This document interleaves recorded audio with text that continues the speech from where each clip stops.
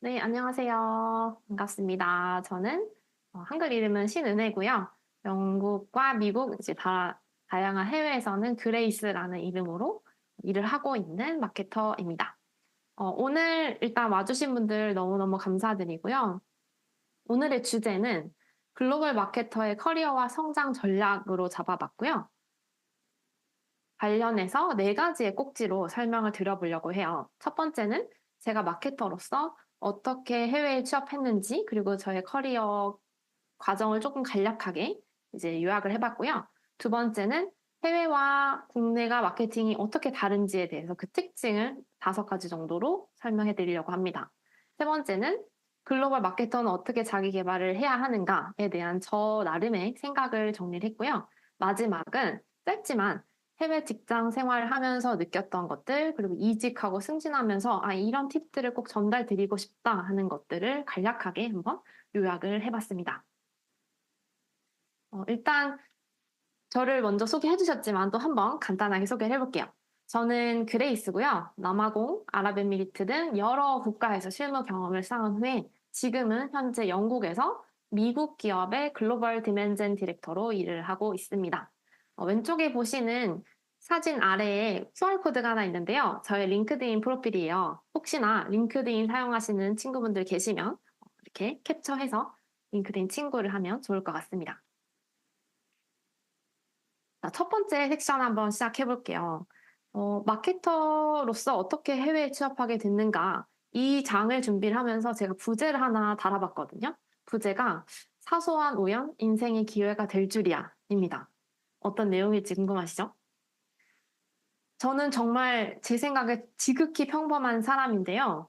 저의 지난 마케터로서의 12년의 여정은 그다지 평범하진 않았던 것 같아요. 이 일장을 통해서 제가 어떻게 유학 경험 없이 해외 취업을 하게 되었고, 또 남아공이나 뭐 아랍에미리트, 영국 이 3개의 국가에서 커리어 경험을 쌓게 되었는지, 그리고 비전공자였는데 글로벌 마케팅 디렉터로 일을 하고 있네? 요 스토리를 한번 들려드리려고 해요. 그리고 잘 생각해보면 우리 국내에서도 또 국외에서도 정말 다양한 마케터 분들이 직장 생활을 하고 계시죠? 근데 우리가 항상 보고 싶은 것만 보는 경향도 있고, 또 미디어에서 또 특정한 모습만 비춰주는 그런 경향도 있어서, 다들 좀 비슷할 거라고 생각하는데 사실은 되게 다양한 사례들이 있는 것 같거든요. 그래서 저도 뭔가 이런 많은 마케터 분들 중에 하나의 커리어 스토리로서 여러분들한테 이런 사람도 있다, 이런 길도 있다라는 거를 한번 전달드리고 싶었습니다. 처음 시작부터 말씀드릴 건데요. 사실 10년의 연대기를 짧게 정리하려고 하다 보니 굉장히 슬라이드가 모자란 느낌이 들었어요. 그럼에도 불구하고 가장 핵심만 한번 적어봤는데요. 저는 영문과를 나왔어요. 영어랑 중국어, 문학, 뭐 춤, 예술 이런 쪽에 되게 관심이 많은 그냥 되게 평범한 대학생이었거든요. 스펙 쌓기나 복수 전공, 뭐 취업 준비 이런 데 사실 제가 그렇게 관심이 없었습니다. 그 당시에. 좀 창피하지만. 요새 친구들 너무 똘똘하게 잘 하시잖아요. 전 그렇진 않았던 것 같아요. 그래서 그냥 학점하고 토익 점수로 취업 활동을 용감하게 시작했습니다. 열정은 있었는데요. 자신감은 진짜 너무 없었어요. 그래서 그 당시에 대기업을 넣는 것도 되게 두려워했고, 넣은 곳에서도 다 뭐 서류 탈락을 했죠. 왜냐면 별로 준비되지 않은 인재처럼 보였을 거예요. 어, 그래서 빠르게 포기하고 현실을 직시했습니다. 그 당시에 저는 돈을 꼭 벌어야 되는 상황이었어요. 그래서 빨리 어디든 취직을 하자 해서 거의 최저 연봉을 받고 편집 디자인 회사에 편집 기획자로 취직을 했습니다. 제가 디자인을 좋아하고 또 글 읽는 거 좋아하고 그렇기 때문에 저한테 좀 잘 맞는 직업이라고 생각을 했어요. 그 당시에는. 근데 업무 강도가 버틸 수가 없었어요. 야근, 뭐 밤샘, 휴일에도 근무하고 열심히 했지만 1년 4개월 만에 퇴사를 결정하게 됩니다. 그래서 약간 회복기를 가지면서 단기 알바를 여러 가지를 하고 있었어요. 약간 좌절하는 상태라고도 볼 수 있을 것 같아요. 근데 우연하게, 정말 우연하게 제일기획에서 올린 잡 공고를 발견했어요. 소치 동계 올림픽이 막 일어나는 그런 시즌이었는데 올림픽 현장에 가서 마케팅 프로그램을 운영할 사람을 뽑는다는 거예요. 그래서 넣었죠. 저는 특징이 하나 있다면 일단 하고 싶으면 바로 합니다. 그러니까 고민이나 준비를 많이 하지 않고 그냥 바로 하거든요. 우여곡절 끝에 합격을 했어요. 근데 들어가 보니까 학력이나 뭐 스펙, 뭐 유학 경험, 이민 경험 이런 게 굉장히 중요한 조직이었더라고요. 들어가기 전엔 몰랐지만 그 당시 제가 팀장님한테 여쭤봤어요. 저는 이제 일하고 계신 분들이랑 좀 많이 차이가 나는 것 같은데 왜 뽑으셨어요? 무슨 의도로 그렇게 제가 물어봤는지 모르겠는데 그때 기억나는 게 제가 이 포트폴리오를 가져갔었는데 디자인이나 뭐 이런 다른 것들을 혼자서 배운 걸 보고 얘는 뽑으면 뭐든 하겠다 이렇게 생각하셨다고 하더라고요. 그래서 그 말이 되게 어릴 때 들은 말인데 아직까지도 머릿속에 되게 남아있거든요. 그래서 한국에서 업무를 좀 보다가 소치로 날아가서 현장 운영을 하게 됩니다. 그 당시에 그 연느님이 이제 대회 하시는 것도 봤어요. 되게 영광스러운 기억으로 생각하고 있는데, 뿐만이 아니라 다양한 경험을 하고 또 다양한 나라의 사람을 만나면서 와, 이렇게 넓고 새로운 세계가 있나? 하고 두 눈이 번쩍 뜨는 경험을 하게 되었습니다. 그리고 나서 본격적으로 나는 한국 밖으로 나가봐야겠다라고 결심을 하게 됐어요. 이전에 이제 소치를 나갔던 게 사실 굉장히 큰 영향을 미쳤던 것 같고요. 그러던 중에 히프렌자, 월드잡 주로 외국에 나갈 때 보시는 채용 공고 사이트들이 있거든요. 거기서 저도 여느 날처럼 보다가 어느 회사에 지원을 했고 면접 연락이 왔습니다. 근데 이게 우연인지 필연인지 이 회사가 제일기획이 100% 투자한 자회사이더라고요. 근데 법인이 뭐 두바이, 남아공, 러시아 이렇게 해외에 있는 거죠. 그래서 제가 어쩌다 보니 AE라는 직무로 남아프리카에 삼성 매장을 만들고 마케팅하는 일을 하게 됐습니다. 이때도 저는 포트폴리오를 나름 만들어서 들고 갔고요. 면접을 받고 최종 합격을 되었는데요. 25세 어떻게 보면 조금 어린 나이에 한국에서의 경력을 뒤로하고 지구 반대편 남아공으로 날아가게 되었습니다. 제가 그 당시에 실제로 가져갔던 포트폴리오 지금 보면 너무 손발이 오그라들고 좀 창피하죠.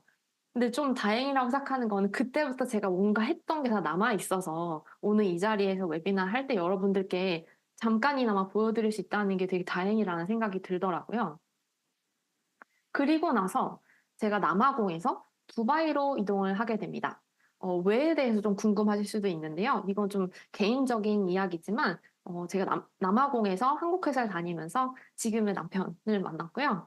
저희 남편이 두바이로 이직을 하게 돼서 저도 같이 가게 된 그런 케이스입니다. 이 중간을 설명 안 하면 많이 궁금해 하실 것 같아서 사적인 내용이지만 좀 설명을 드려보고요.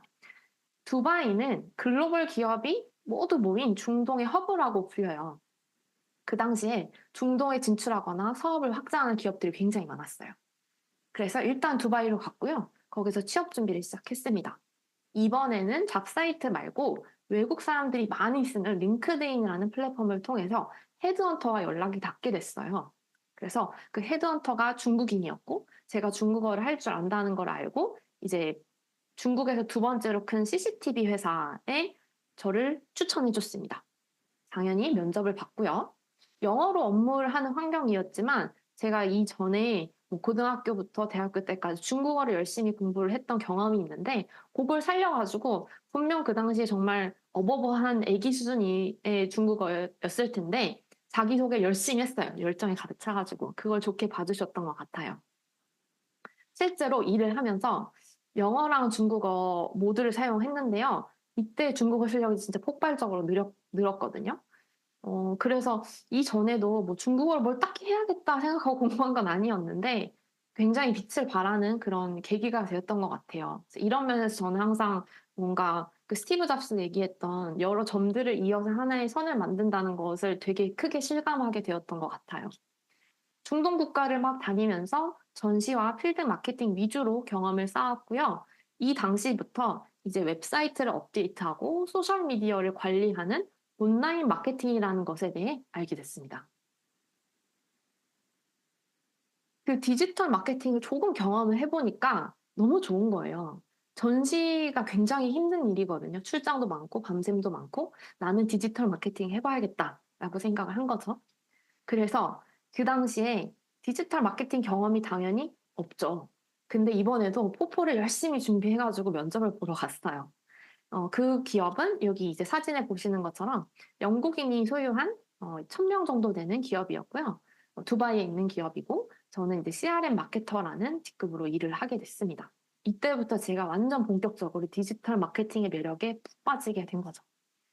CRM 마케팅을 하면 굉장히 자연스럽게 HTML이나 CSS, 웹사이트와 관련된 것들을 저절로 배우게 되거든요. 그리고 이 당시에 퍼포먼스 마케팅도 함께 할 수 있는 기회가 있어서 저는 여러 가지 채널을 좀 접할 수 있었던 것 같아요.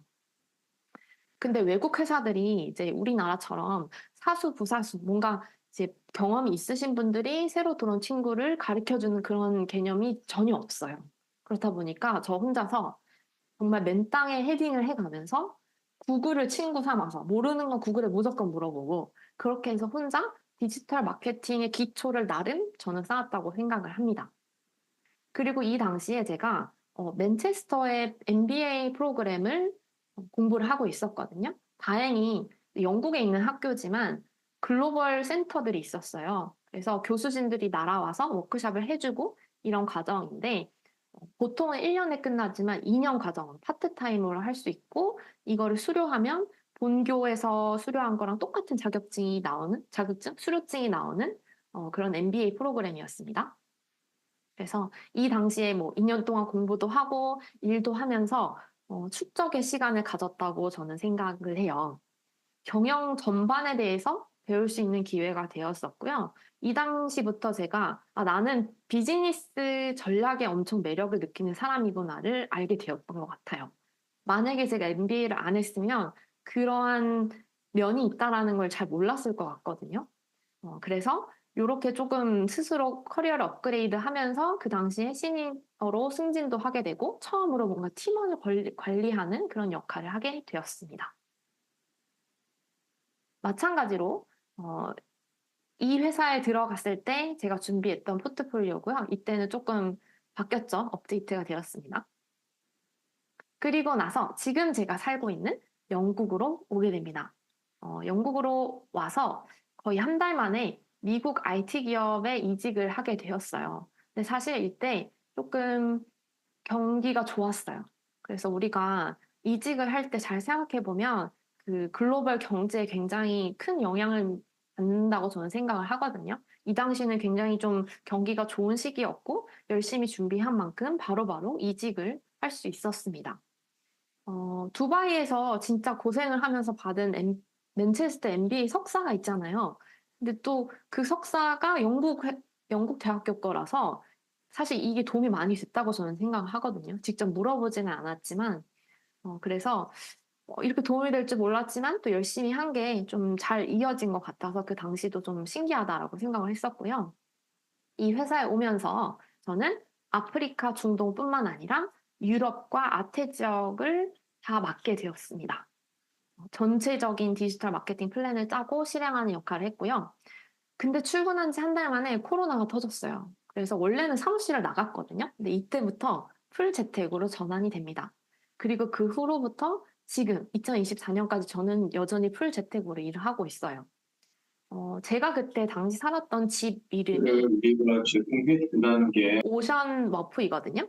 근데 이 오션 워프라는 곳에서 제가 디지오션을 창업을 하게 됩니다. 그 당시에는 뭐 큰 계획이 있었던 건 아니고요. 인프런에 제가 제작한 강의를 올려서 홍보하는 그 정도로 시작을 했어요. 그 강의를 만들게 된 이유는요. 이전에 두바이에서 디지털 마케팅 기초를 쌓으면서 너무 힘들었던 기억이 되게 강했어요. 왜냐면 잘 모르는데 조각조각을 붙여서 하나의 그림을 보려고 하니까 잘 되지를 않더라고요. 다 지나고 나니 이렇게 연결돼 있는 걸 그때 왜 몰랐을까 이런 생각이 든 거죠. 그 마음 하나로 열심히 강의를 만들었고 또 그것이 출발이 되어서 디지오션이 생겨났고 또 그 이후에 출판사에서 연락이 오면서 그 강의 내용을 책으로 출간하게 되었습니다. 이 회사를 다니면서 제가 얻은 게 참 많은데요. 가장 큰 거는 디렉터 직급으로 승진을 하게 되었다는 겁니다. 병아리 디렉터죠. 병아리 디렉터로서 유럽과 아태 지역 그리고 나중에는 이제 남미 지역까지 커버를 하게 됐어요. 북미만 빼고 다 제가 마케팅을 관리를 하게 되었던 건데요. 이 당시에는 이때부터 이제 제가 디지털로 포트폴리오를 만들기 시작했어요. 예전에는 이제 뽑아서 갔는데 이때부터는 이렇게 디지털로 전환을 해서 사실 이거보다 훨씬 더 긴 슬라이드인데 몇 장만 제가 뽑아서 가져왔어요. 그리고 나서 긴 이야기가 지나 지금의 회사로 도착을 하게 됩니다. 이 전 회사도 굉장히 좋았거든요. 근데 그 당시에 CMO로 일하셨던 분이 저한테 제안을 하나 하셨어요. 새 회사로 가실 건데 따라와라. 그래서 그 당시에 겁도 없이 따라왔습니다. 여러 가지 옵션이 있긴 했지만 그 중에서 저는 이 회사에 와서 꼭 IPO를 경험해보고 싶다라는 욕망이 있었고 여기에 와서는 사실 어려운 시기도 많이 있었지만 가장 많이 성장한 시기이기도 해요. 유럽 아태에서 이제는 북미 지역까지 다 포함해서 전 세계의 마케팅을 담당하는 그런 역할로 확장을 하게 됩니다. 그 의미는 디지털 마케팅, 뭐 캠페인, 이벤트, 필드, 그냥 모든 채널을 다 총괄하게 되었다는 의미인데요. 어, 배우는 것도 좋고 경험을 쌓는 것도 너무 좋았지만 2023년은 미국에 있는 IT 회사들한테 정말 어려운 시기였어요. 저희 회사도 정말 많은 분들이 정리해고가 됐고 저는 그 당시 팀원이 4명 있었는데 저 빼고 4명이 다 이제 사라지는 그런 경험을 했습니다. 어, 없으니 어떻게 해요? 제가 혼자 다 해야죠. 실무와 관리를 모두 다 하는 그런 역할을 하면서 어려웠지만 정말 많이 성장할 수 있었던 기회라고 이제 와서 생각해보니 그런 생각이 듭니다. 이전에는 그냥 마케팅 측면에서만 모든 것을 바라봤었는데 지금 회사로 오고 나서는 저도 이제 개인적으로 많이 성장하면서 비즈니스 전체에서 마케팅의 역할을 볼 수 있는 눈이 생겼다라고 생각하게 됐어요. 그리고 이때 제가 느꼈던 시행착오와 고민 그리고 배운 점들을 잘 정리해서 디지오션의 콘텐츠로 발행을 했는데요. 요것들이 정말 좋은 결과로 이어져서 정말 뿌듯하게 생각하면서 지금도 열심히 디지오션을 함께 운영을 하고 있습니다. 그래서 앞으로는 저는 일단은 지금 회사에서 좋은 성과를 내는 게 가장 큰 목표고요. 그리고 이후에는 이 회사가 잘 되고 저도 함께 잘 돼서 조금 더 큰 팀을 운영해보고 좀 더 큰 역할을 맡는 것이 저의 가장 큰 목표입니다. 네, 이 시기부터는 디지털 포트폴리오를 아예 웹사이트로 전환을 했어요. 그래서 아임웹이라는 웹사이트 빌더를 활용해서 지금도 이제 사용하고 있는 웹사이트인데요. 어떤 잡을 응모, 지원을 하든지 항상 이 웹사이트를 넣어서 사람들이 저에 대해서 좀 넓은 측면에서 이해할 수 있도록 하고 있습니다.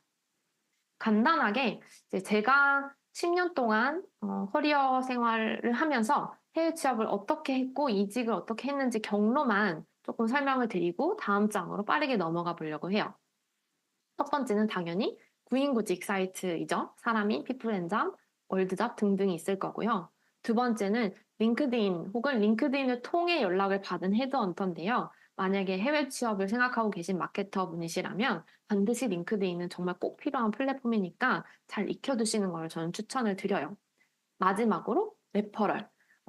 해외에서 일을 하다 보면 정말 많은 레퍼럴 케이스를 볼 수 있어요. 제가 저희 팀원을 좋게 생각했다라고 하면 다른 회사에 갈 때 저희 팀원을 데려간다던가 이런 식으로 좀 높은 직급의 분들이 항상 그 자신의 어벤져스 팀을 데리고 같이 다니는 그런 경향이 되게 강하다고 저는 관찰 결과 그렇게 판단을 내렸고요. 그래서 뒤쪽에서도 나오겠지만 이러한 이유 때문에라도 항상 직장 생활 할 때 좀 적을 만들지 않고 좋은 평판을 유지하는 것이 해외에서의 직장 생활에는 정말 정말 중요하다라고 말씀을 드리고 싶었습니다. 그리고 중간중간 저는 이제 개인적인 이유로 나라를 옮겼지만 만약에 처음에 그냥 이 두바이나 영국에 와서 취업을 하신다라고 하면 두바이의 경우는 90일 무비자로 체류가 가능하고 영국은 6개월 체류가 가능해요. 그래서 저와 비슷한 상황을 만드실 수도 있다라는 말씀을 꼭 드리고 싶었어요. 왜냐하면 한국에서 면접을 보려고 하는 것보다 실제로 현지에 있으면 좀 기회가 더 많기는 하거든요. 물론 체류하는 비용도 들고 하겠지만 면접 단계까지만 잘 만들어두고 그 다음에 와서 면접을 보는 것도 하나의 방법일 수도 있다. 어렵겠지만. 그리고 영국 같은 경우는 작년부터 워홀 비자가 쿼터가 많이 확대가 됐어요. 5천 명으로 늘었고요. 나이 제한도 32세에서 35세로 늘어났으니 이 부분도 혹시 관심 있으시면 참고해 보시면 좋을 것 같습니다. 네. 좀 짧게 얘기하려고 했는데, 역시 커리어 스토리를 얘기하다 보니 시간이 많이 흘렀는데요. 두 번째 장은 어떻게 보면은 제 개인적인 커리어 이야기보다는 커리어를 쌓아오면서 제가 느끼고 관찰한 것을 분석한 내용이라고 봐주시면 좀 더 재밌을 것 같습니다. 해외와 다른 국내의 마케팅 특징 4가지. 사실 하나 덧붙여서 내가 5가지를 넣긴 했는데요. 부제는 다름을 이해하되 자부심을 가져야 하는 이유입니다. 보시다 보면 왜 이런 부제를 붙였는지 아마 바로 이해가 가실 거예요. 특징 첫 번째는 뭐냐면요. 트렌드도 반응도 빠르다. 여기 보시는 사진에 있는 마라탕, 탕후루, 티링, 팝업 스토어. 저 팝업 스토어는 성수의 한 장면인데요. 위픽의 오피스도 성수에 있죠. 팝업의 성지잖아요.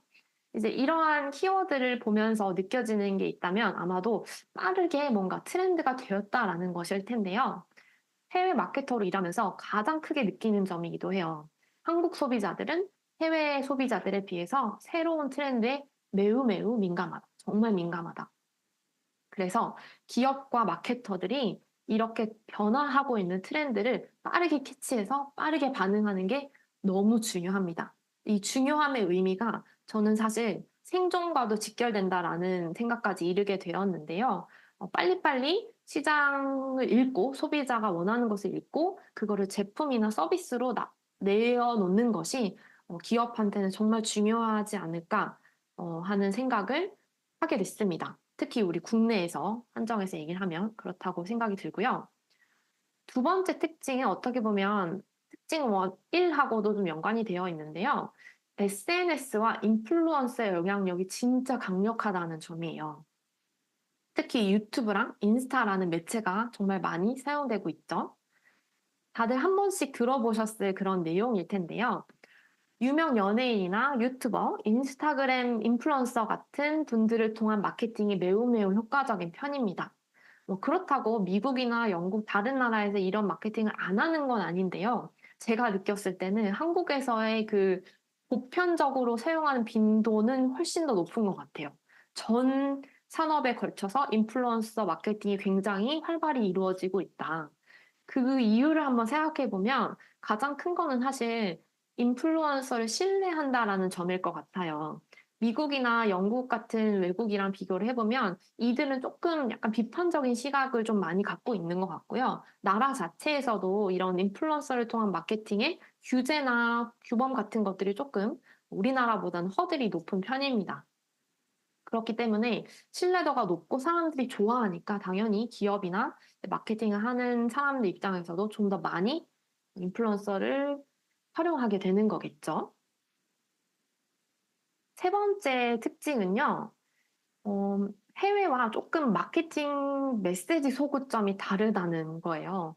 제가 최근에 개인적인 사정으로 잠깐 한국에 다녀오게 됐는데요. 다녀오고 나서 훨씬 더 강하게 느낀 점이기도 합니다. TV를 보고 또 영화관에서 광고가 나오는 걸 보면서 아, 정말 우리나라는 소비자들의 감성에 소구하는 그런 경향이 있구나라고 느끼게 되었는데요.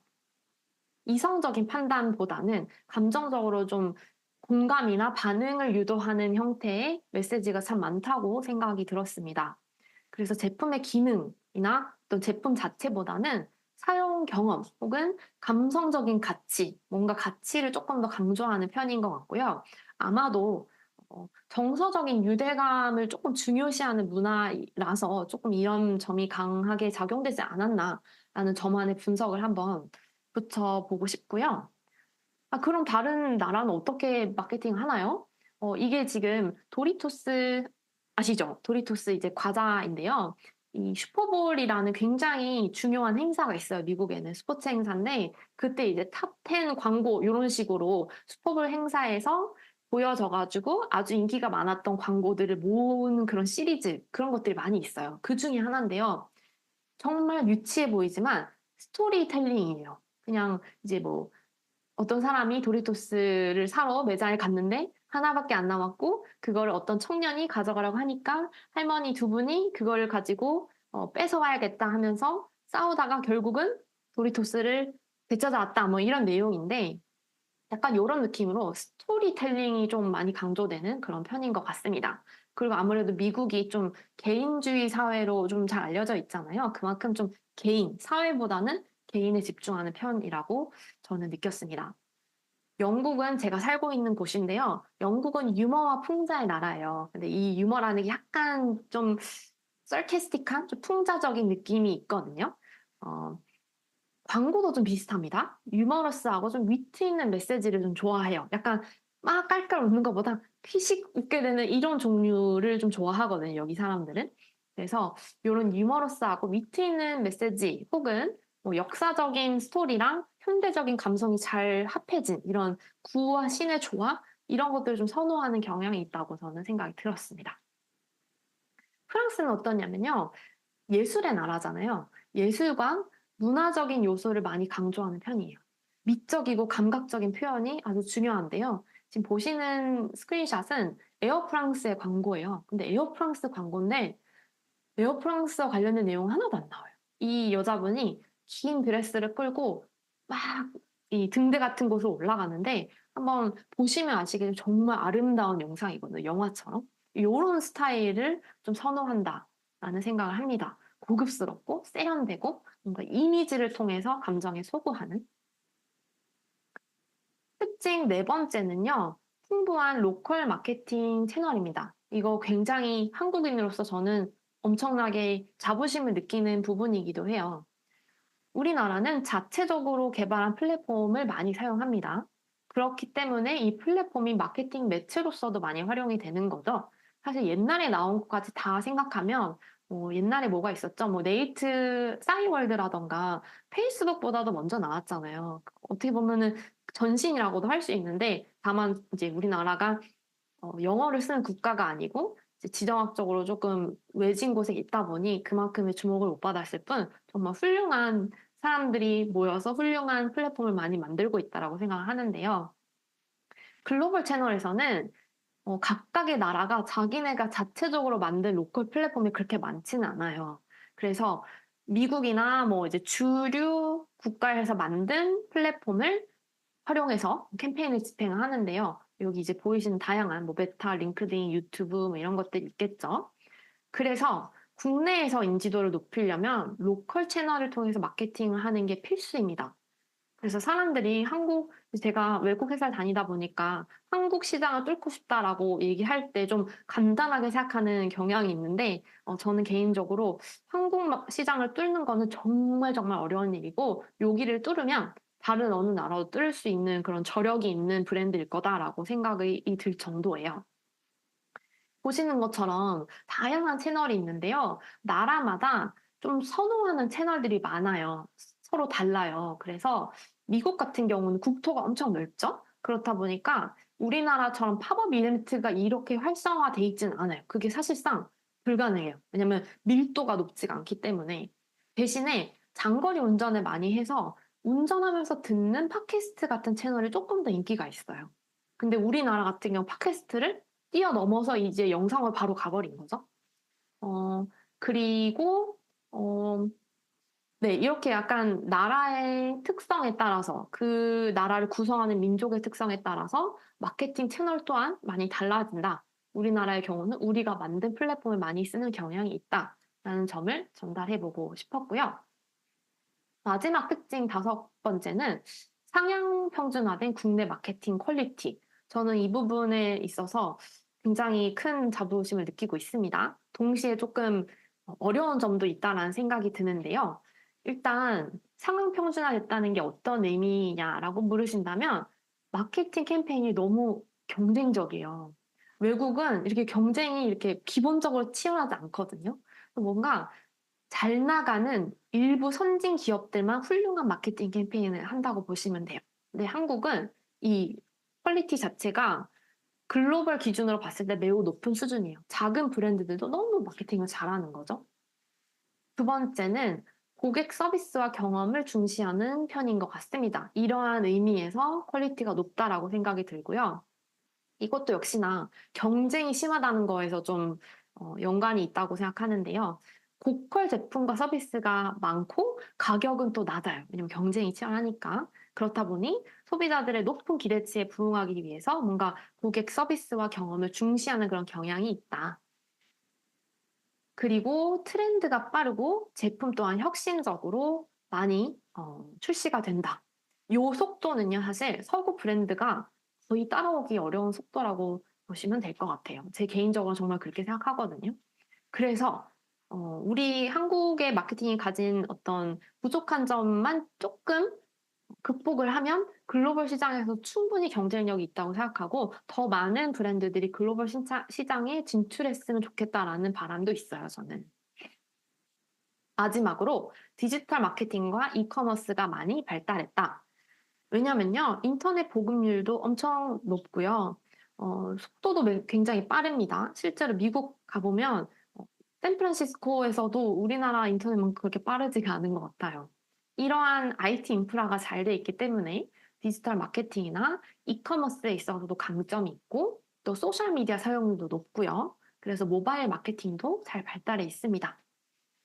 그리고 또 하나의 특징은 외국보다 데이터 분석을 굉장히 잘하는 편인 것 같아요, 한국은. 그리고 좀 보편화되어 있고 사람들이 데이터를 활용하려고 노력을 많이 하는 것 같고요. 여기서 이제 벗이 나옵니다. 좋은 얘기만 했잖아요. 근데 제가 좋은 점을 얘기했기 때문에 또 어떻게 보면 좀 개선이 필요하거나 이런 점은 조금 문제일 수도 있겠다라고 느끼는 부분이 몇 가지가 있어요. 가장 큰 거는 아무래도 이런 경향이 있다 보니 유사한 전략과 패턴을 사용하는 경우가 진짜 많습니다. 되게 결국엔 비슷해져요.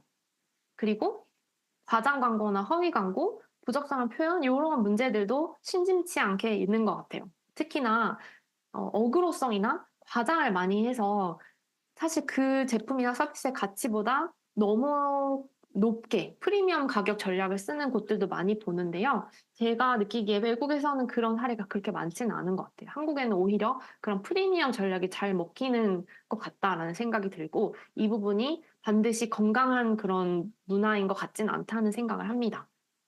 그래서 차별화된 브랜드 이미지를 만드는데 어려움을 겪는 회사들이 꽤 많다라는 생각이 들고요.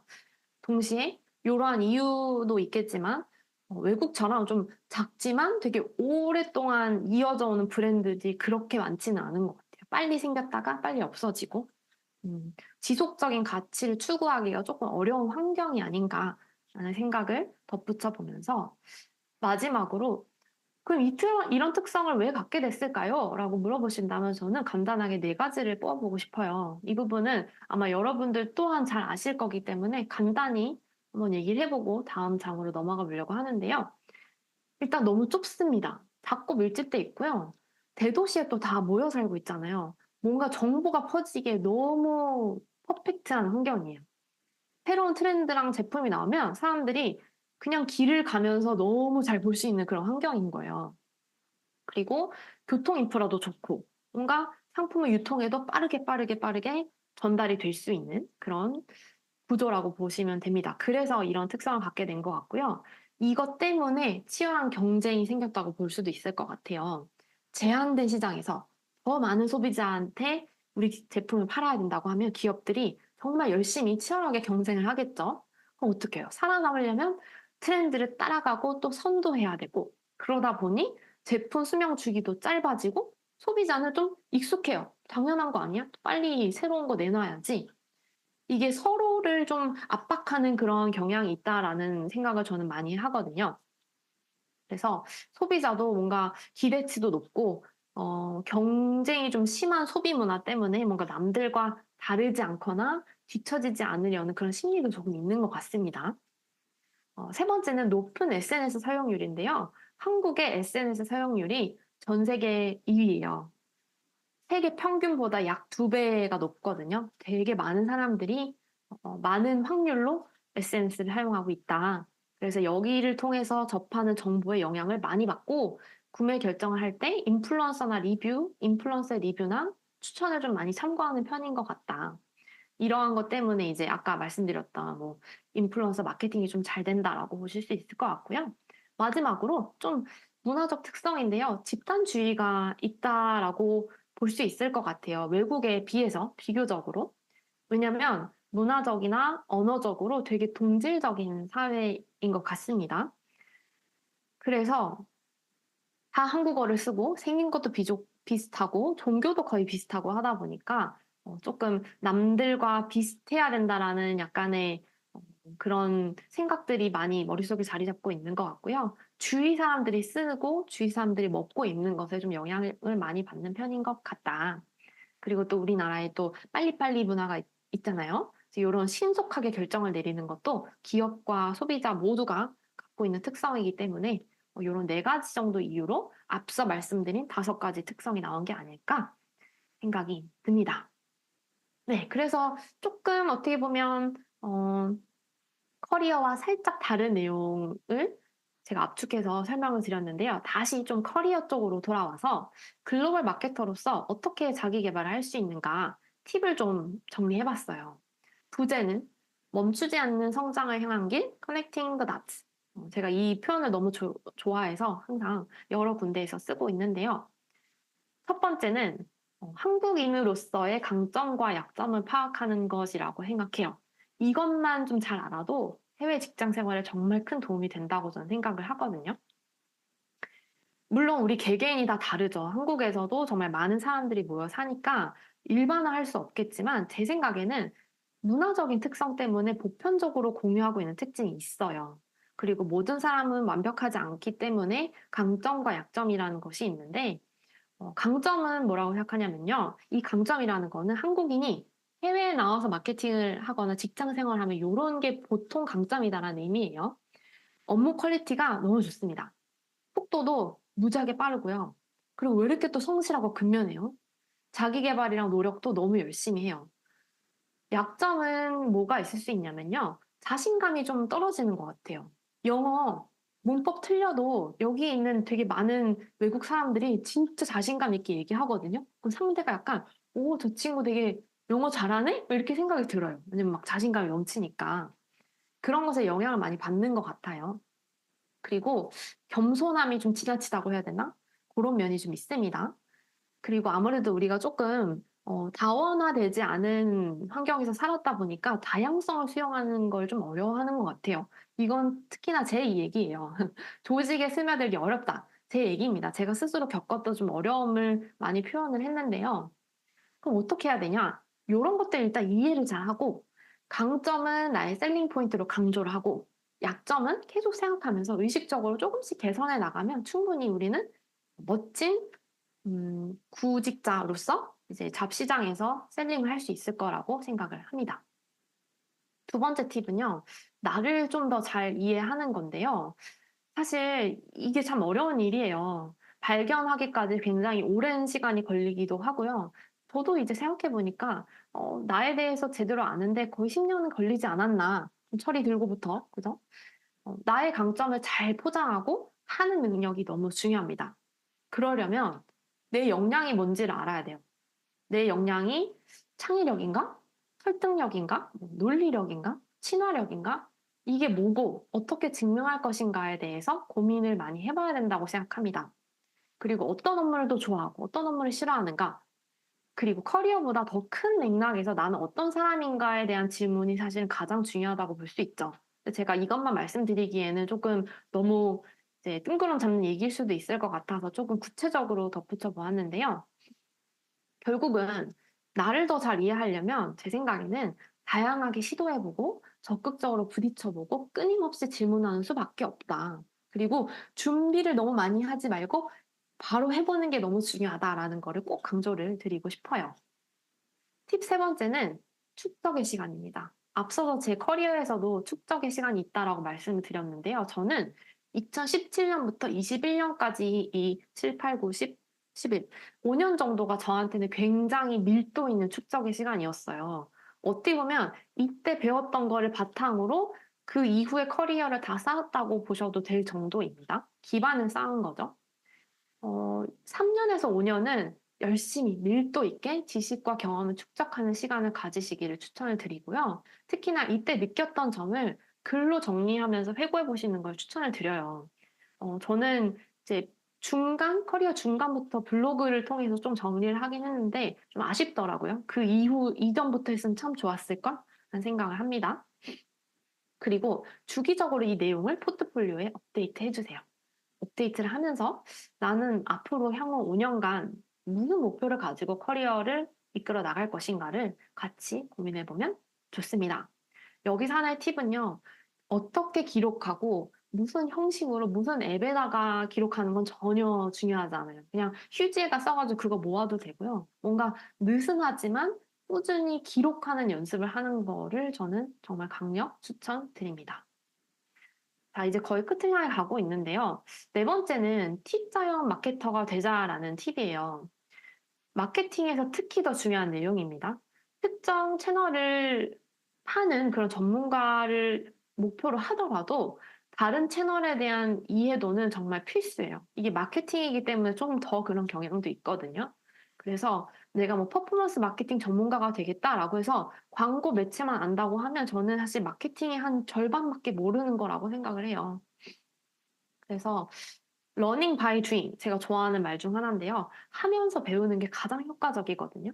물론 책도 읽고 강의도 듣겠지만 일단 해봐야 됩니다. 그리고 실수를 많이 해봐야 되고요. 다양한 채널과 직무를 적극적으로 경험하자. 회사에서 여건이 안 되면 사이드 프로젝트를 해보세요. 정말 방법은 많습니다. 우리가 원한다고 하면. 그리고 꾸준히 매체와 관련된 지식, 산업 트렌드, 그리고 데이터 너무 중요합니다. 데이터를 잘 보고 해석할 수 있는 능력, 데이터를 기본적으로 만들 수 있는 그런 기술적인 능력도 중요하고요. 세 가지를 꼭 공부하시길 추천드리고요. 마지막이 사실 어떻게 보면 가장 중요해요. 무슨 공부를 하든 암기하지 말고 왜를 계속 궁금해하는 습관을 가지셔야 하는데요. 이걸 저는 이제 거미줄식 공부법이라고 해요. 하나가 몰라서 찾아보잖아요. 그럼 다른 모르는 게 세 개가 생기거든요. 그 세 개를 또 찾아봐요. 거기서 또 세 개가 나오면 거의 무한대로 지식이 확장되는 그런 경험을 할 수 있거든요. 어렵죠. 어렵고 귀찮지만 요거를 한 1년 정도 열심히 해보시면 어느 정도 다양한 채널에 대해서 대략적으로는 이해하실 수 있게 될 거예요. 제가 실제로 그랬기 때문에 이 부분은 좀 자신 있게 말씀드릴 수 있을 것 같아요. 그래서 마케팅 전반, 어떻게 보면 숲에 대한 이해가 있어야만 개별 채널, 우리가 다루고 있는 나무들에서 성과를 낼 수 있음을 꼭 기억해야 한다. 마지막 다섯 번째 팁은요. 여건에 따라서 MBA를 고려해보는 건데요. 만약에 해외에서 마케팅 커리어 쌓고 싶으시면 고려해볼 만합니다. 뭘 얻을 수 있냐면 스펙이 좀 업그레이드 되죠. 왜냐면 한국에서 되게 좋은 대학교를 나와도 외국에 나오면 모를 수밖에 없어요. 정말 알기가 어렵습니다. 그래서 조금 유명하지 않더라도 MBA 영어로 된 학위가 있으면 도움이 많이 되고요. 경영 전반에 대해 알 수 있고 또 네트워크도 좀 쌓을 수 있어요. 근데 3번은 조금 저는 적다고 생각을 해요. 근데 요걸 얻는 대신에 시간과 돈 그리고 노력이 드는 과정이라서 정말 신중하게 결정하셨으면 좋겠고요. 단순한 이직이나 승진을 위한 것보다는 장기적인 내 커리어 전체에 대한 투자로 생각하셨으면 좋겠습니다. 왜냐면 승진과 이직만을 보고 요걸 투자를 하면 나중에 조금 아쉽거나 후회하실 그런 가능성도 있다고 저는 생각을 해요. 그래서 MBA 학위가 지식 측면에서, 커리어 측면에서 도움은 되지만 반드시 있어야 되는 건 아니다. 여러분도 여러분만의 길을 개척하실 거기 때문에 그 과정에서 MBA가 꼭 필요한 건 절대 아니다. 라고 말씀을 드리고 싶습니다. 네, 여러분. 이제 마지막 4장이 남았어요. 시간이 많지 않아서 제가 조금 빨리 설명을 드려보려고 하는데요. 어떻게 보면은 이 장에 담겨 있는 게 저의 찐 경험을 바탕으로 한 거고 또 경험 중에서도 괴로웠던 거를 바탕으로 한 거라서 마지막까지 한 4분에서 5분 정도 집중해서 한번 들어봐 주시면 좋을 것 같습니다. 주제는요, 해외 직장 생활, 이직, 그리고 승진 팁인데요. 할 얘기가 너무너무 많지만 정말 하루 종일 얘기할 수 있지만 이 각각의 주제에 대해서 딱 한 장씩만 슬라이드 준비해 봤어요. 부제는 이거 정말 지금 사무치게 느끼는 실제 감정입니다. 그때 누군가 얘기해줬다면 참 좋았을 텐데 하는 것들을 한번 모아봤어요. 먼저 직장 생활에 관한 내용인데요. 다름을 수용하는 글로벌 마인드. 이거 얘기를 누가 참 해줬으면 참 좋았을 텐데. 근데 사실 지금 생각해보면 해외 글로벌 마케팅 커리어에도 중요하지만 한국에서도 정말 중요한 내용이 아닐까 싶어요. 꼭 해외에서 일을 하시지 않는다고 해도. 한국은 집단주의 문화가 확실히 있어요. 그리고 수직적으로 구조가 잡혀 있고 상하에 따른 의사결정이 많이 내려지는 편이고요. 개인 창의성도 중요한데 집단과의 조화가 조금 더 중요한 것 같아요. 뭔가 공손하고 우회적인 의사소통을 선호하고 팀 전체 성과를 조금 더 중시하는 경향이 있는 것 같아요. 그리고 연차랑 나이가 많을수록 지위가 보통 높죠. 근데 해외는 좀 다른데요. 달라도 많이 달라요. 되게 개인주의적인 문화고요. 독립성이 굉장히 중요합니다. 사수, 부사수 이런 거 없어요. 각자 고생이에요. 자기가 알아서 살아남고 알아서 배워라. 수평적이고 개방적으로 협업을 하기 때문에 각각 구성원의 의견이 너무 중요해요. 그래서 뭔가 리더의 입장에 있는 사람이 이거 하자라고 하는 거가 그렇게 많지는 않고 합의를 합니다. 일단 이 의견이라도 들어봐요. 저는 이 부분이 굉장히 적응하기 어려웠는데 합의를 통해서 의사결정을 하는 그런 문화가 있습니다. 그리고 좀 개방적이고 직설적인 의사소통을 해요. 특히 미국인들이 그런데 처음에 잘 모르면 좀 이 사람 좀 무례하네라고 느낄 수도 있어요. 영국은 조금 덜 합니다. 우리나라, 일본, 영국이 이제 쏘리 많이 하는 국가로 뽑히거든요. 조금 낫긴 한데 그래도 조금 우리나라보다는 직설적인 면이 있고요. 개인의 성과랑 팀의 성과를 같이 평가를 하는 편이고 사실 개인의 성과를 좀 더 중요하게 보는 것 같다고 느끼기도 해요. 그리고 오롯이 성과와 실력, 괄호치고 인맥, 여기서 넣을 수는 없어서 괄호치고 인맥을 기준으로 직위에 배정되는 편입니다. 그래서 해외에 나와보면 좀 시간이 지나면 내가 좀 지극히 한국적인 마인드를 생각하고 있었구나 라고 느낄 때가 여전히 많아요. 이런 마인드를 항상 좀 경계하려고 노력을 많이 합니다. 여러분도 해외에 나가시게 된다면 이런 점을 한번 이런 특성이 있지라고 미리 숙지하시는 것만으로도 도움이 되실 것 같아요. 두 번째 이직 관리 팁인데요. 이직 준비는 평소에 하는 거라고 저는 생각을 해요.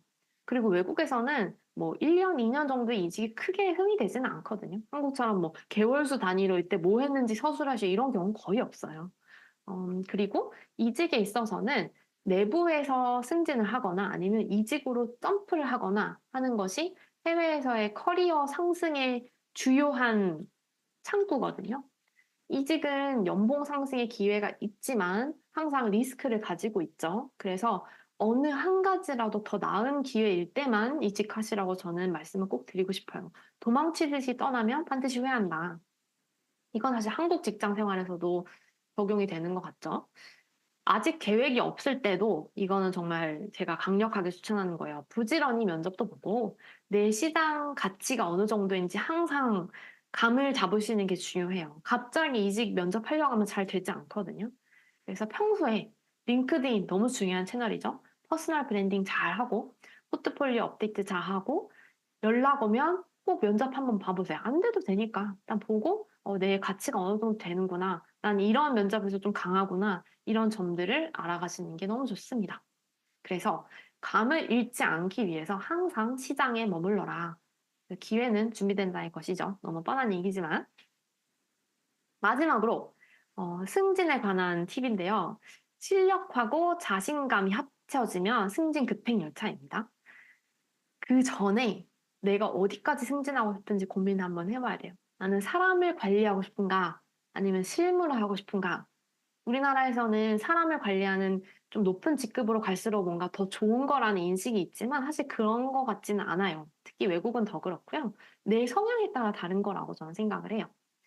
일단 자기가 맡은 일은 책임감 있고 완벽하게 그러니까 퀄리티는 한국에 맞추자 이런 의미고요. 동시에 여러 사람과 얕고 넓은 관계를 맺어두는 게 너무 중요합니다. 그것보다도 승진에 좀 중요하다고 볼 수 있는 거는 적을 만들지 말라. 이게 이제 외국인으로서, 이방인으로서 외국에 살면서 직장 생활할 때 너무너무 중요합니다. 평판 관리라는 거. 그리고 좀 주도적이고 적극적으로 약간의 나댐이라고 해야 될까요? 안 좋은 것처럼 들리지만 사실 좋은 나댐입니다.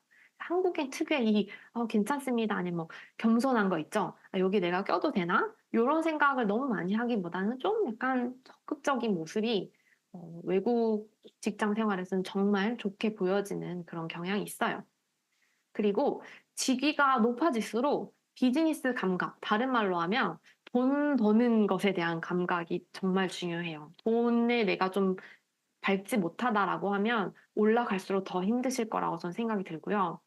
성과 압박이 정말 크게 들어오는데, 성과를 압박을 받고 있지만 상황 자체 우리 팀원이나 이렇게 좀 통제하기 어려운 상황이 너무 많아. 이 스트레스를 좀 견딜 수 있어야 높은 자리에서 계속 일을 하실 수 있을 거라고 생각이 듭니다. 보통 승진하면 좋은 것만 얘기해서 저는 이런 점을 좀 말씀드리고 싶었고요.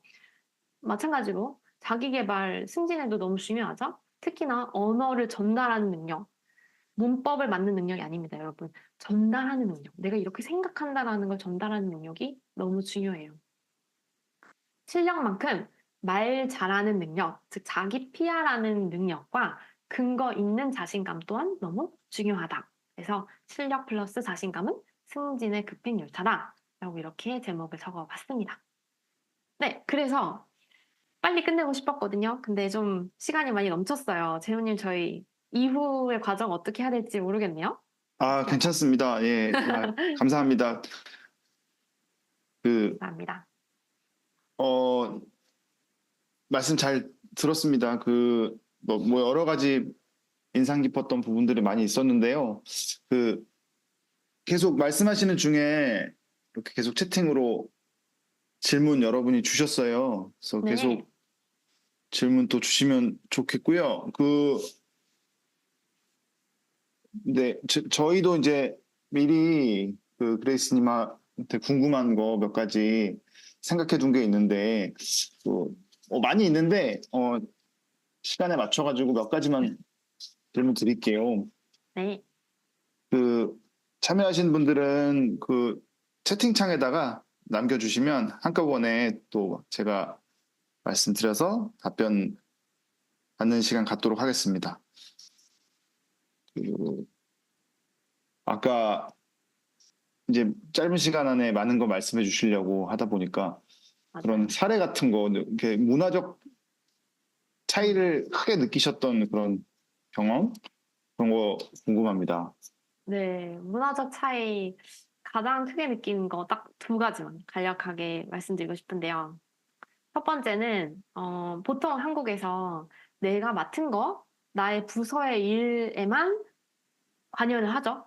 그거에 한해서 내 의견을 공유하고 뭐 이건 이렇다 제안을 하는데 외국 같은 경우는 내가 굳이 하고 있는 일이 아니더라도 다른 부서의 일이라도 아주 자유롭게 좋게 말하면 의견, 안 좋게 말하면 지적을 하는 편입니다.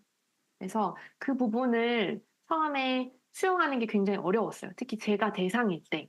이 사람은 왜 낄끼빠빠가 안 되지? 이렇게 생각했거든요.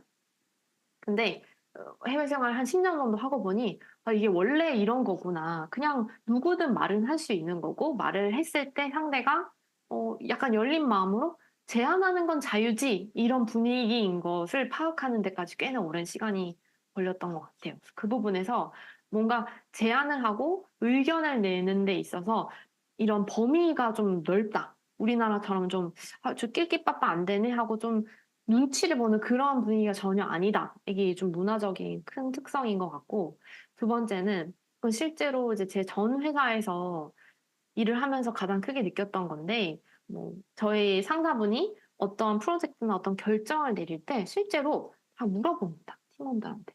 근데 물어봐서, 설득이 안 되는 경우가 있잖아요. 잘 이해를 못 하는 거죠. 뭐, 난 싫은데 일 수도 있고, 그러면 그 친구랑 그 주제에 대해서 이해가 갈 때까지 계속 서로 얘기를 해요. 근데 이 서로 얘기하는 게 좀 나무라는 게 아니고 왜에 대해서 설명을 시켜주는 거죠. 근데 이게 참 저한테는 굉장히 놀라운 그런 문화적 차이라고 느꼈어요. 한국에서 약간 상명하복의 그런 분위기가 좀 있잖아요. 그러니까 뭔가 하라고 하면 당연히 하는 거. 근데 외국에서는 왜요? 이렇게 물어보면 너무 친절하게가 아니더라도 이 문화 분위기 자체가 그렇게 말했는데 답변을 안 해주거나 너 왜 물어봐? 한다고 하면 그 사람이 조금 이상하게 보일 수 있는 그런 문화라고 보시면 좋을 것 같아요. 이 두 개가 진짜 많이 다르다고 저는 느꼈습니다. 네. 막 막 물어보나요? 다른 막 뭐 물어봐요. 다른 팀원이나 뭐 이런 분들이 네, 막 물어보고, 뭐, 예를 들면 어떤 자리에서, 이 친구가 이제 앞으로 임시로 뭐, 장을 맡게 됐다, 리드를 맡게 됐다 하면, 다른 친구가 갑자기, 왜? 이렇게 묻기도 해요. 그 다 같이 있는 자리에서. 근데 그런 상황들이 종종 있고, 그것에 그렇게 다들 당황하지 않는 그런 분위기가 좀 굉장히 놀랐던 것 같아요, 처음에. 네. 답변 감사합니다. 그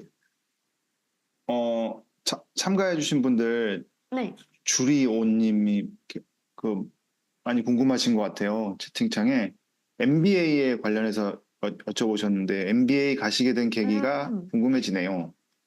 그리고 또 자세하게 밑에 다시 한번 질문하셨어요. 네. 예, 예. 일단은 간 이유는 제가 해외에서 생활을 하면서 저는 이제 한국에 있는 대학교를 나왔기 때문에 뭔가 이직을 하거나 할 때 항상 좀 아쉬움이 있기는 했어요. 좀 더 성장하고 싶고 더 좋은 환경의 회사를 가고 싶은데 아무래도 제 마지막 학력이 한국에 있는 대학교다 보니 좀 설명하기가 좀 어렵더라고요. 근데 마침 맨체스터를 왜 골랐냐고 물어봐 주셨는데 연결돼 있거든요. 맨체스터가 몇 안 되는 영국 대학교인데요. 어떤 거에서 몇 안 되냐면 글로벌 센터가 있어요. 반드시 본토에서 공부를 하지 않더라도 똑같은 과정을 이수를 하면 똑같은 졸업장을 주는 그런 학교 중에 하나라서 그리고 또 이제 맨체스터 MBA가 사실 순위가 낮지는 않지만 그래도 우리가 지명이 들어간 학교들을 좀 잘 아는 편이잖아요. 그게 꼭 대학교와 연관이 되지 않더라도 그런 것들을 고려해서 맨체스터 MBA를 하게 됐고요. 또 이어서 풀타임, 파트타임 중에 파트타임 한 거는 제가 일을 쉬고 MBA나 공부를 하기가 싫었어요. 그래서 무조건 저는 일은 병행해야 된다는 주의였고, 그래서 파트타임을 하게 됐는데, 아쉬운 점이 분명 있죠. 왜냐면 제가 학교에서 사람들을 만나서 직접 이렇게 네트워크를 할 수 있는 기회가 많지 않았고, 저는 더 아쉬운 거는 두바이 센터에서 MBA를 하고 영국으로 왔기 때문에 사실 두바이에는 아는 사람들 꽤 있거든요. 이 MBA를 통해서 자주 못 봐요. 그래서 그 부분이 좀 가장 아쉽지 않나 라는 생각을 합니다. 답변이 잘 어, 되었을지 모르겠습니다. 네. 그리고 그 언어에 대해서 말씀해 또 질문해 주신 것 네. 같아요. 어떻게 영어 공부하시는지도 궁금합니다. 영어 공부는 저는 좀 추천을 드리는 거는 두 가지예요. 왜냐면 이 영어 공부 방법은 너무 많잖아요, 사실. 진짜 많으니까 제가 말씀드리지 않아도 너무 좋은 자료가 많을 것 같고요. 저의 경험에 따르면 두 가지인데요. 첫 번째는 드라마, 미드나 영화를 보고 공부하는 거. 특히 드라마가 일상생활을 많이 다루기 때문에 저는 똑같은 미드, 중국어도 똑같아요, 중드. 5번, 10번씩 봤거든요. 계속 보는 거예요. 계속 보고 영어하고 한국어를 같이 틀어놓고 계속 보면 이런 표현을 영어로는 이렇게 하는구나 그 감을 계속 익히셔야 돼요. 그래서 문법도 중요하겠지만 그러한 표현법을 익히는 게 좀 더 중요하고 두 번째는 당연히 그 외로 뭐 단어도 암기하고 뭐 독해도 하잖아요. 그것 또한 중요하지만 더 중요한 거는 두 번째인데 녹음. 저는 제가 얘기하는 거를 뭐 1분 정해놓고 녹음을 했어요. 1분 동안 일단 끊지 않고 말하는 거를 계속 연습을 했거든요. 그래서 두 가지 정도로 영어로 의사 전달하는 능력을 많이 키웠다라고 생각하고 어느 정도 기본이 되잖아요. 그럼 그 다음에 이제 진짜 사람을 만나서 얘기하다 보면 계속 실수하고 막 좀 창피하고 그런 과정을 무수히 반복을 하다 보면 조금씩 늘어요. 물론 전제는 계속 공부를 한다는 전제하에, 노력을 한다는 전제하에. 전 지금도 영어 수업을 듣거든요. 원어민이랑. 왜냐면 제가 아직도 잘 하지 못하는 부족한 부분들이 있기 때문에 그 부분은 그렇게 한번 말씀드려보고 싶습니다. 두 가지. 네. 어, 질문이 계속 저희가 질문 없을까 좋아요. 봐 저는 저는 좋아요. 걱정했는데 네, 좋습니다. 그러면 답변해 주시면 좋을 것 같은데 네, 너무 좋아요. 포트폴리오 구성 어떻게 포트폴리오 하면 구성. 될까요? 네. 네, 포폴. 진짜 마케터가 무슨 포폴이야 이럴 때부터 제가 포폴을 만들었거든요. 근데 진짜 재밌는 거는 공식 해야 된다? 그런 거 모르고 그냥 막 했어요. 뭘 했냐면, 제가 누구인지, 제가 뭘 할 수 있는지, 저의 열정의 크기가 얼만큼인지 그 세 개를 위주로 주로 썼던 것 같고요. 경력이 이제 쌓이고 나서부터는 무슨 일을 했는지를 조금 더 보여줬던 것 같아요. 가장 중요한 거는 앞에서 살짝 말씀드렸지만 역량. 내가 뭘 잘하는지, 나의 강점을 좀 강하게 표현하는 그 장표가 꼭 있으면 좋을 것 같고요. 인간 마케터 누구누구 예를 들면 인간 마케터 다현님은 어떤 사람인지에 대한 내용 그리고 일과 나의 개인 마케터를 합친 것이 사실 저는 강점이라고 생각을 해요. 누구도 일과 생활을 그냥 딱 나눌 수는 없다고 생각하거든요. 그거를 증명하는 거, 그건 바로 경험이겠죠? 어떤 경험을 했는지, 그것에 대한 간단한 설명 정도, 사진, 이런 것들. 비주얼 자료는 정말 중요하다고 생각하거든요. 글로만 쓰는 것보다는. 그리고 뭐, 어떤 성과를 강조하는 게 좋다라고 말씀 많이 하시잖아요. 근데 제가 지금 채용을 하는 입장에서 너무 많은 분들의 면접을 봤거든요. 제가 실제로 면접자가 되기도 했고, 거짓말 안 하고 100번 이상은 제가 면접을 참여하고 또 뽑아본 것 같아요. 근데 숫자는 보기 나름이에요. 왜냐면 이 어느 정도 직급이 되면 숫자를 인위적으로 만들기가 얼마나 쉬운지 알거든요. 그래서 그 숫자보다는 그 스토리하고 과정, 그 논리적인 전개 과정을 조금 더 중요하게 보기 때문에 그 점을 참고하시면 좋을 것 같아요. 네. 그렇군요. 어, 보나님 또 질문하신 것 같은데요. 네. 하나님. 어, 유럽에 계신 분, 오, 유럽에 계시는군요. 네, 마케터 내고 싶은 사람, 그쵸. 하고 전 세계적으로, 계신다고 하네요. 예, 예. 전 세계적으로 경쟁은 치열해지고 있는 것 같다는 생각이 듭니다. 퍼포먼스 마케팅 하고 계신다고 했는데, 음, 약간 어, 질문보다는 뭔가 이렇게 뭔가 위로나 격려 같은 걸 듣고 싶어 하시는 것 네. 같아요. 예. 일단 제가 네. 드릴 수 있는 모든 위로를 영국에서 전해드립니다. 왜냐면 그게 어떤 어려움인지 알기 때문에. 퍼포먼스 마케팅 하고 계시잖아요. 저는 강력하게 추천하는 거는 다른 채널도 조금 같이 봐보시는 게 좋을 것 같아요. 퍼포먼스가 물론 계속 필요하겠죠? 근데 퍼포먼스 마케팅이 필요한 기업들이 조금 더 줄어들 거라고 저는 보거든요, 개인적으로. 왜냐면 AI의 역할도 좀 크고, AI가 가장 잘 대체할 수 있는 게 딱 그 부분인 것 같아요. 매체를 다루는 거, 기계 운영하는 거. 그래서 데이터 같은 전문 지식은 사실 데이터는 어떤 마케팅을 하든 중요하고, 퍼포먼스 마케팅뿐만이 아니라 조금 연결되어 있는 뭐 CRM 마케팅이라는 거. 퍼포먼스 마케팅 하면 CRM적인 측면을 좀 보기가 어렵거든요. 이 두 개가 약간 분리가 되어 있어서 오히려 다른 채널을 조금 더 같이 보시면서 퍼포먼스 마케팅을 하면 이 채널의 특징을 좀 더 잘 아실 수 있을 거예요. 그래서 네, 경쟁이 치열해지는 거는 어쩔 수 없지만 그 과정에서 우리 나름대로 유니크한 차별점을 찾기 위해서 좀 고민을 많이 해야 하지 않을까. 그리고 시니어 레벨 마케터로 가는데 꼭 실력만 중요한 건 아니에요. 앞에 잠깐 말씀드렸잖아요. 관계 설정하는 거 너무 중요해요. 그냥 일만 하는 사람한테 절대 승진을 시켜주지 않는 것 같다고 저는 느끼거든요. 해외 살면서. 그 부분 관련해서는 네, 좀 사람들 많이 만나고 내가 이런 사람이다라는 걸 많이 알리는 기회를 가지시면 좋을 것 같습니다. 네. 계속 조금 시간이 지나긴 했는데 여기 네, 답변 드리고 하면 네, 좋을 것 같아요. 좋아요. 괜찮으세요? 저는 괜찮습니다. 네네. 좋습니다. 그러면 어, 아까 네, 위에부터 차례차례 아까 사라장님 네. 해외 취업 나이는 어느 정도까지 수용되나요? 그거 지나간 것 같아서 제가 올려서 맞아요. 다시 그리고 봤어요. 예. MBA 필요하냐고도 물어봐 네네. 주셨던 것 아, 같은데, 네네. 아, 네, 그러네요. 예. 네, 해외 취업은 진짜 사바사, 나라 바이 나라, 회사 바이 회사인데 그래도 경쟁력 있는 나이라고 하면 저는 그래도 20대 후반에서 30대 초반 사이가 그 마지노선이지 않을까 싶어요. 지나서 오면은 근데 지나서 오시는 분들을 많이 보지는 못했거든요.